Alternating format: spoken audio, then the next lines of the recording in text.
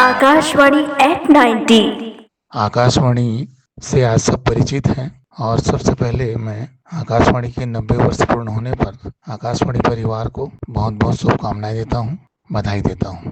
हम सबको ध्यान है कि जब हमारे देश में संचार के साधनों में केवल चिट्ठी पत्री से काम किया जाता था, परंतु जब रेडियो का आविष्कार हुआ और पहले महानगर, उसके बाद नगर में और उसके बाद गांव-गांव में जब आकाशवाणी के माध्यम से ट्रांजिस्टर रेडियो घर घर में फैल गए, लोगों ने बहुत ही उत्साह से उसको खरीदा और एक मनोरंजन का साधन विकसित किया।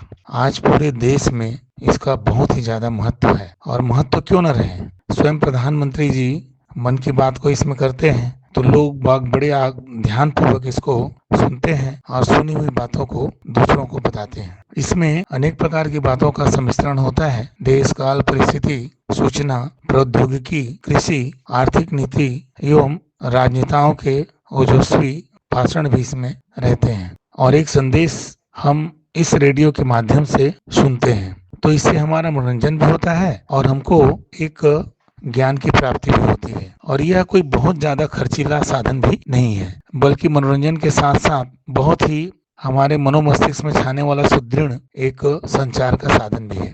मेरा भी बड़ा सौभाग्य रहा कि मैं आकाशवाणी रायगढ़ केंद्र में 12-13 वर्षों तक नैमित्तिक कंपेयर के रूप में किसान वाणी कार्यक्रम चौपाल का एक हिस्सा रहा और लगभग 60 से 70 रेडियो धारावाहिक भी मैंने किया। तो इस प्रकार से मुझे रेडियो की सेवा करने का एक अवसर भी मिला और इसके लिए मैं आकाशवाणी परिवार का बेहद आभारी हूँ, जिन्होंने मुझे यह सब कार्य करने के लिए अवसर प्रदान किया।